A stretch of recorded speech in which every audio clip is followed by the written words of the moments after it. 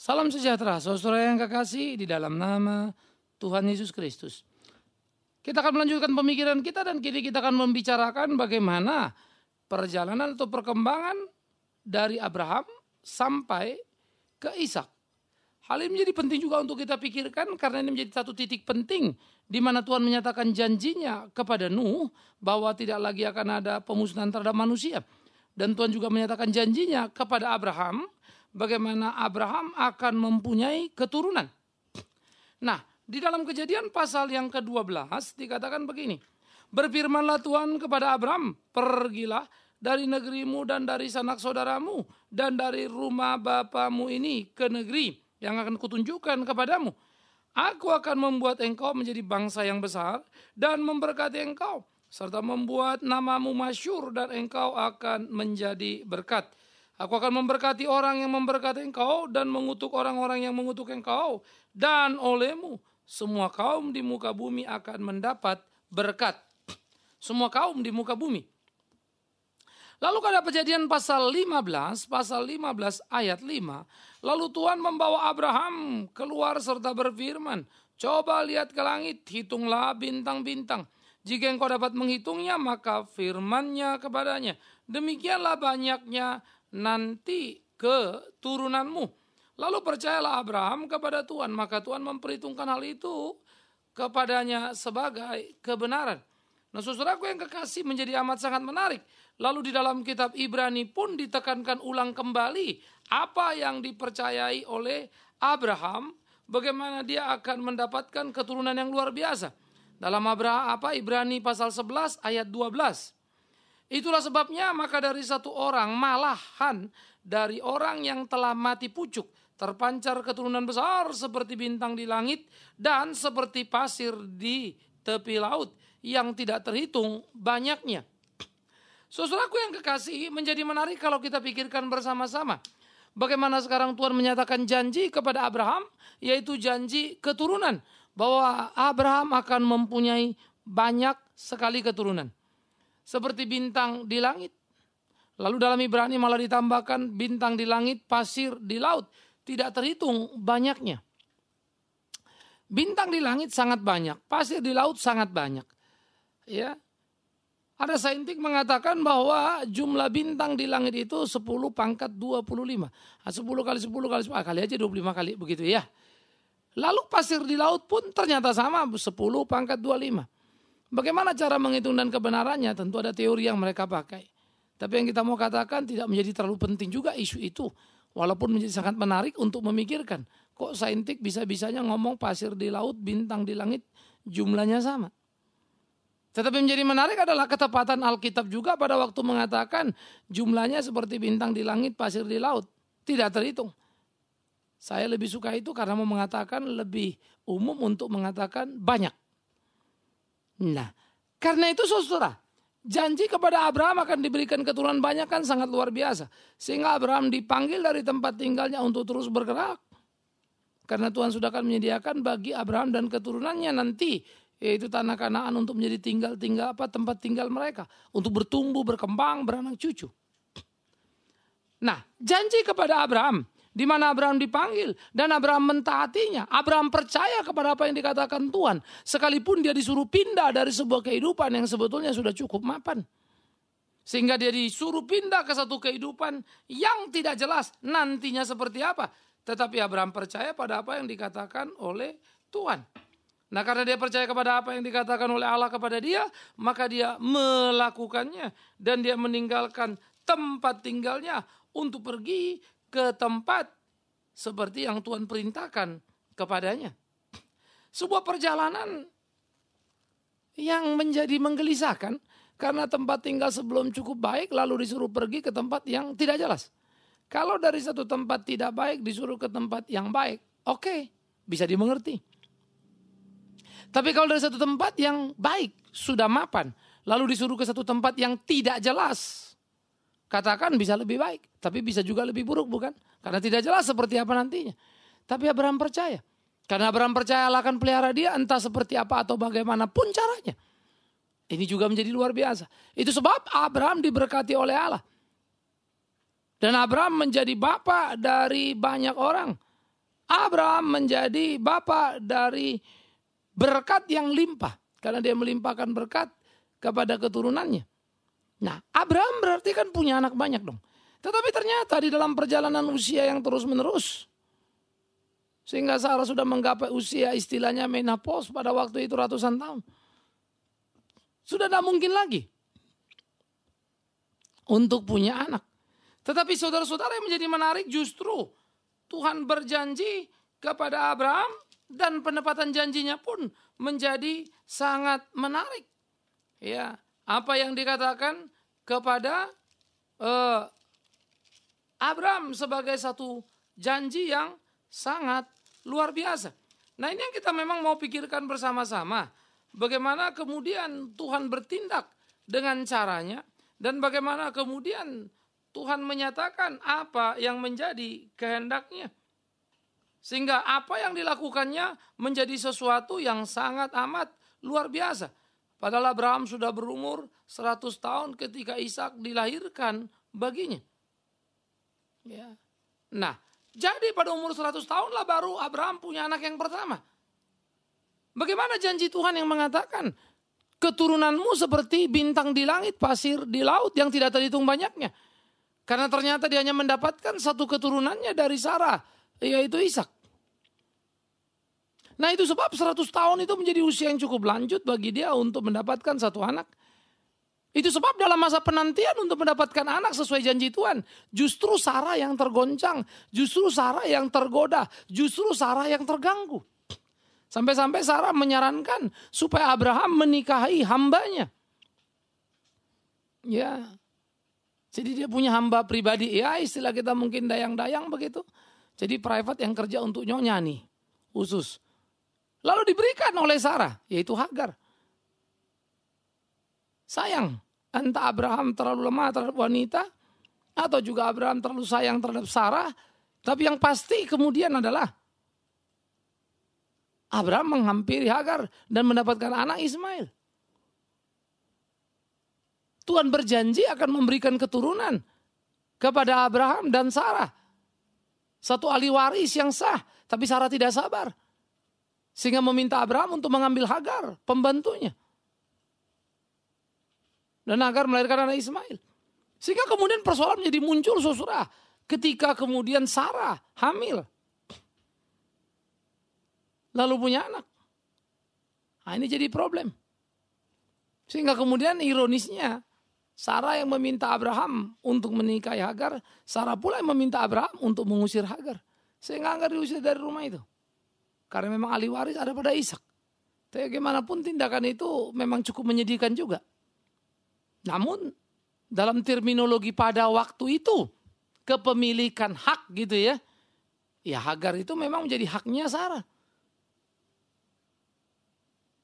Menjadi miliknya dalam pengertian kalau kita pahami dalam masa-masa dikenal istilah seperti perbudakan begitu. Jadi sudah dibeli, sudah menjadi haknya. Sehingga dia sebagai nyonya berhak untuk melakukan itu. Tentu dalam terminologi kita masa kini sulit kita membayangkan dan kok kesannya bengis banget begitu ya. Tetapi memang kita harus memahami sama-sama Sarah telah berbuat sebuah kesalahan. Sarah hanya mau kehendaknya. Ia tidak sabar menunggu apa yang menjadi kehendak Bapa. Abraham selalu percaya. Sehingga semakin tua pun dia ya sudahlah mau diapain gitu ya. Dia pasrah saja. Dia tunggu apa yang Tuhan mau kerjakan. Lalu usia 100 hanya dia punya anak Ishak. Yang menjadi menarik saudara. Ahli waris dari Abraham. Lewat Sarah. Sebagai orang yang menerima janji. Berapa? Hanya satu. Satu anak Ishak ini saja. Anak tunggal. Padahal Tuhan berjanji apa? Bintang di langit, pasir di laut, sedemikian banyaknya lah keturunanmu. Tidak terhitung. Lah kalau satu. Siapa yang gak bisa ngitung? Gampang sekali, simpel sekali nih. Apa ini? Apakah Tuhan tidak serius dengan janjinya? Apakah Tuhan berdusta dengan apa yang dikatakannya? Saudara-saudaraku yang kekasih. Sebuah pertanyaan yang manis untuk kita pikirkan bersama. Sebuah pertanyaan yang manis untuk kita renungkan bersama. Bagaimana seharusnya, bagaimana sejungguhnya, bagaimana sejatinya. Sikap kita terhadap apa yang terjadi dalam hidup ini. Ini memang perlu sekali. Sehingga dengan demikian kita bisa menemukan kesejatian, kebenaran, pemahaman akan janji Tuhan kepada Abraham.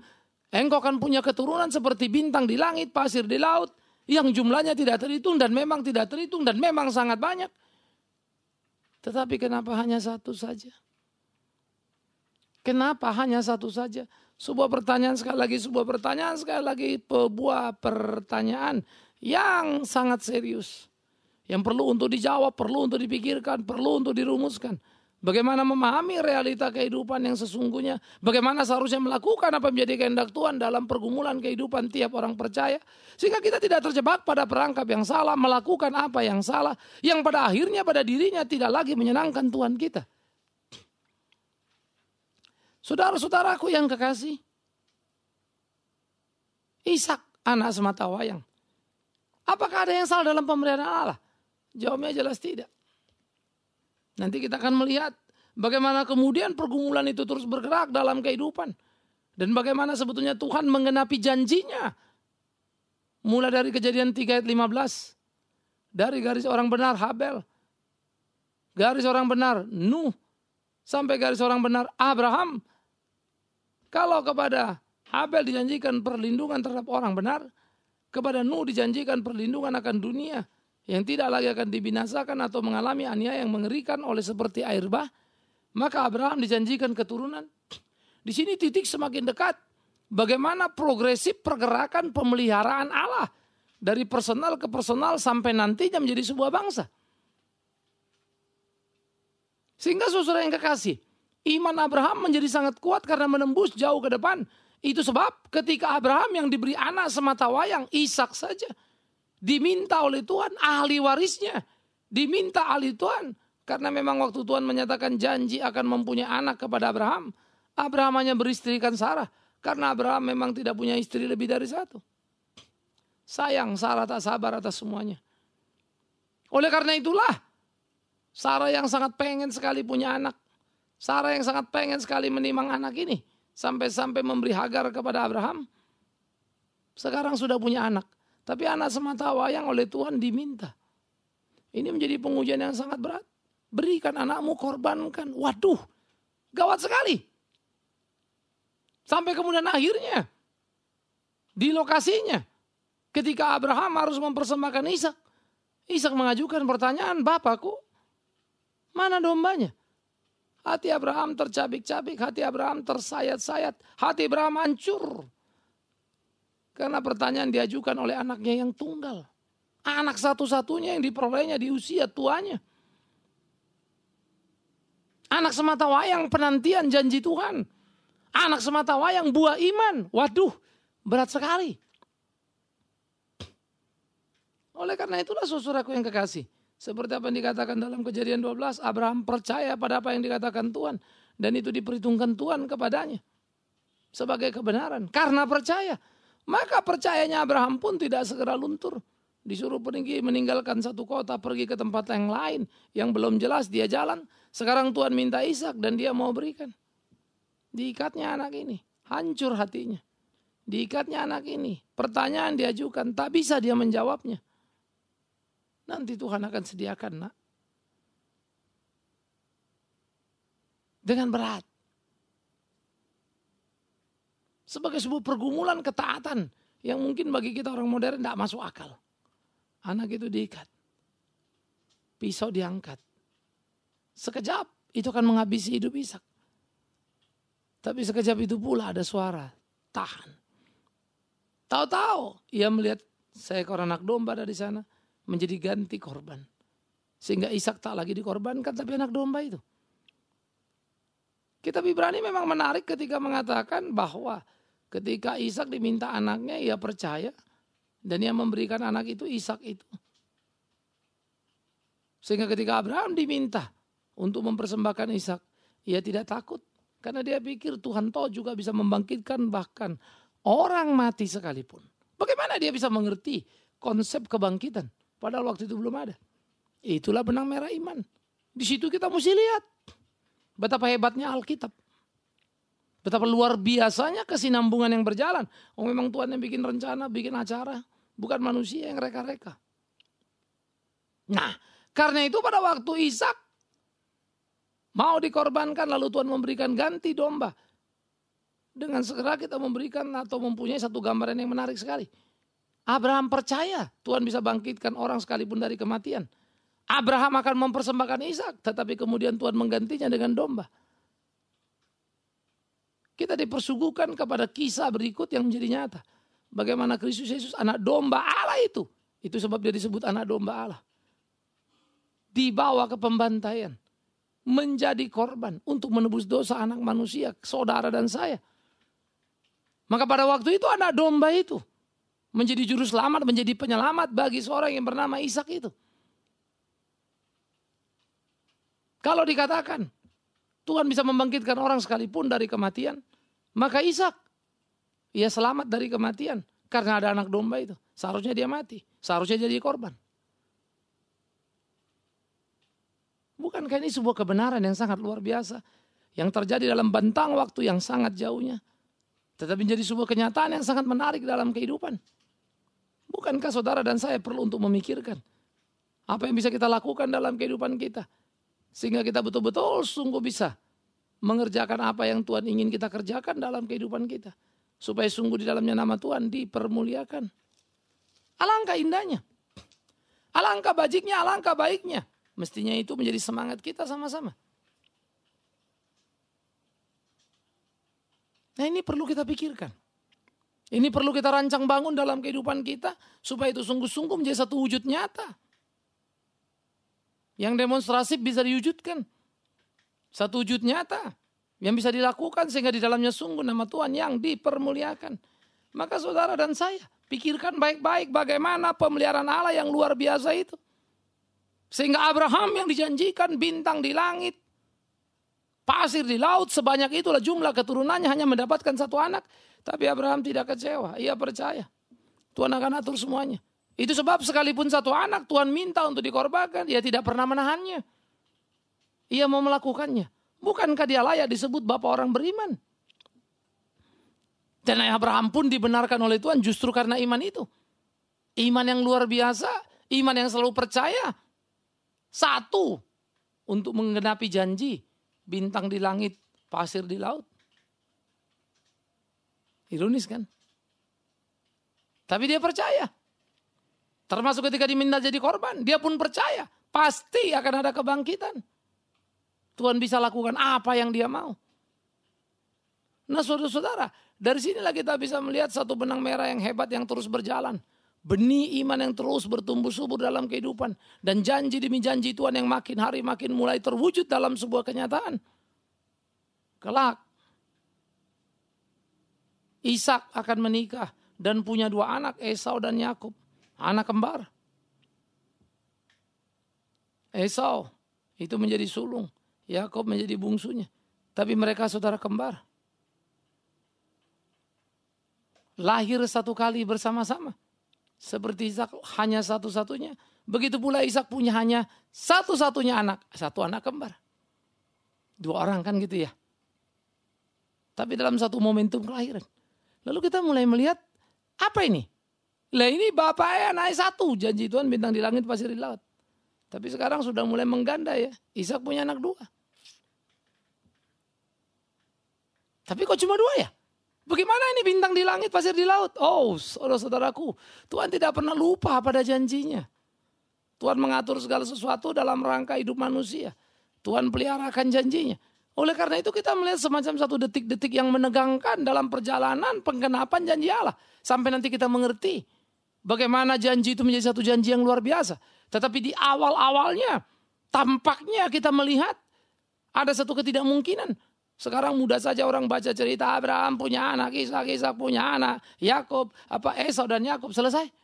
Tapi tidak pernah mampu membayangkan betapa kesulitan untuk memahami kebenaran janji Tuhan dalam keseharian kehidupan tentang anak ini.